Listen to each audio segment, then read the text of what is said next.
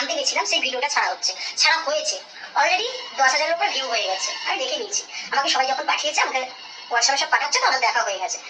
তো তাদেরও সত্য, আর জানা গেছে তাদেরও সত্য।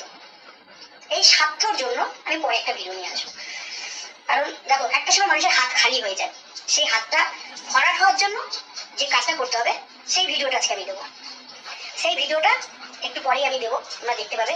আমিও করবো, আর সেই কাজটা তোমরাও করে দেখবে অবশ্যই।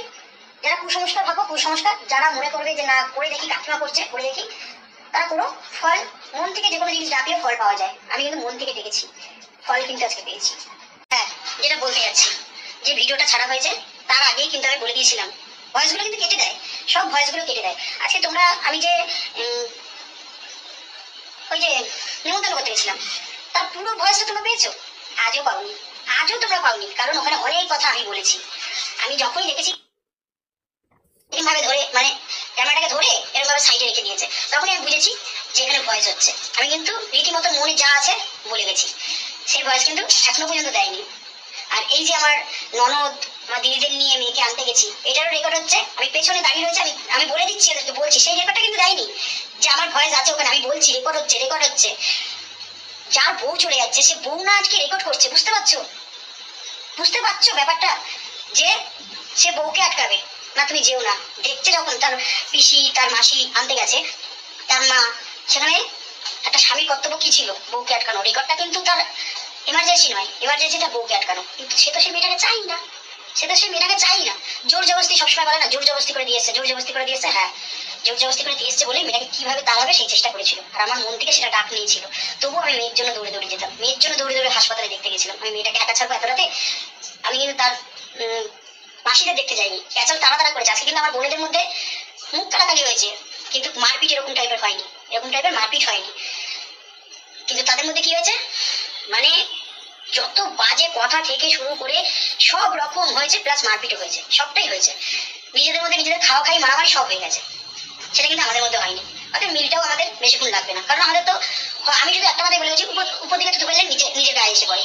তো আমি আমার বোনের দিয়ে বলবো কেন? যে বলছে সে একদিন সে বুঝতে পারবে, সে তখন সে নিজের থেকেই ঠিক হয়ে যাবে। তো সেই জায়গা থেকে কিন্তু কোনোদিন আমাদের বোনেদের মারামারি হয়নি।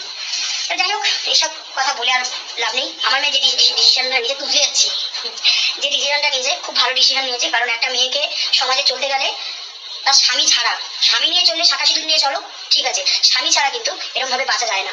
তো তার তো অল্প বয়স, সবে তো এই 20-তে পড়লো। এই অল্প বয়সে স্বামী নাই, শ্বশুরবাড়ির লোক নাই, সে একা একা শাখা সিঁদুর নিয়ে ঘুরে বেড়াচ্ছে। যদি ভালোই বাঁচতো, যেদিনকে শিলিগুড়ি চলে গেল, আজকে শিলিগুড়ি গিয়ে আছে 15টা দিন ধরে রয়েছে, 15 দিনের কাছাকাছি হবে রয়েছে। ভাবছি কি আমার খবর আসছে না, ওটা আমার দেশ, শিলিগুড়িটা আমার দেশ। আমার রীতিমতন ফোন কলে চলে আসছে যে শিলিগুড়িতে স্ট্যান্ড করেছে।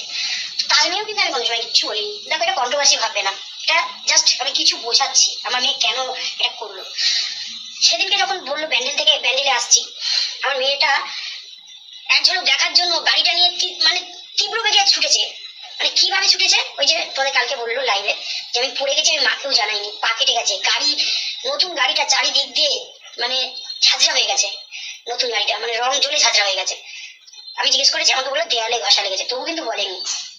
যদি ভালোবাসতো, 3টে মানুষ তো ব্যান্ডেলে এসেছিল, একবার বলতে পারতো না যে আমরা 3 জনে যাচ্ছি, চলো তুমি আমাদের সাথে চলো? আমার মেয়েটাকে একবার বলতো না যাবো না, ও মেয়ে ঠিক চলে যেত, মেয়ে ঠিক চলে যেত। কিন্তু না, আমার মেয়েটাকে পাত্তাই দেয় না, মেয়েটাকে জাস্ট ইউজ করে। সেটা মেয়েটা বোঝে না। আজকে মেয়েটা বুঝে যদি যে কাজটা করেছে, আজকে স্বয়ং বৃহস্পতিবার, মা লক্ষ্মীবার, আমার ঘরের লক্ষ্মী, আমি যে ঘরের লক্ষ্মী বলে ঘরে ফেলে রাখবো তাও কিন্তু নয়। আমার মেয়ের প্রতি আমি ঠিক করবো, কারণ তারও একটা ফ্যামিলি হওয়া দরকার, তারও একটা সংসার হওয়ার দরকার। সে যখন মন থেকে এই ডিসিশনটা নিয়েছে, অবশ্যই তার পাশে আমরা সবাই থাকবো।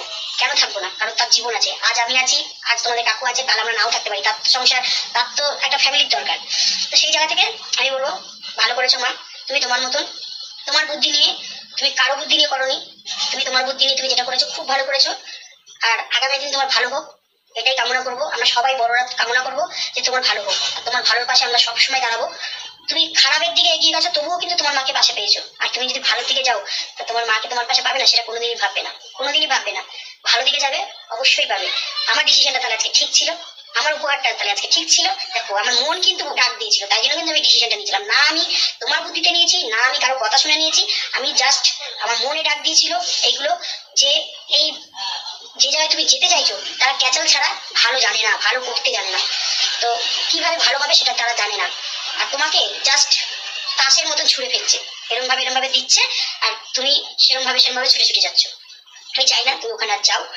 আর না তুমি কোন রকম কোনো দিক দিয়ে যোগাযোগ তো নেই, সব জায়গায় সবার সাথে রিলেশন রয়েছে, তোমার সাথে রিলেশন তো নেই, মানে ফোন কলে হোয়াটসঅ্যাপ বলো, ফোন কল বলো, নেই। কিন্তু হ্যাঁ, একটা সময় আবার তোমাকে খোঁচাতে আসবে, তুমি কিন্তু সেখান থেকে সাবধান থাকো। 11 মাস কিন্তু তোমাকে আমি অনেক চেষ্টা করেছি, করে মানে কাজকর্ম এদিক সেদিক করে তোমাকে মুভ অন করার চেষ্টা করেছিলাম। সেই কিন্তু যখনই বিপদে পড়েছে তখনই তোমাকে ব্লক খুলে তোমাকে উত্তপ্ত করেছে।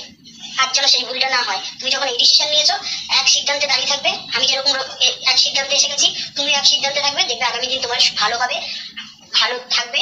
আর এইটাই আমি দেখে যেতে চাই, কারণ তুমি নিজে চোখে দেখেছো মা সুগার কি প্রেশার সব নিয়েই আজকে আমি রয়েছি। আমি তোমার ভালোটা দেখে যেতে চাই, আর তেমন কিছু বলার নেই। আসছি আমি পরের ভিডিওতে, পরে আবার ভিডিও আসবে। আর কাকু ডিটেলস গুলো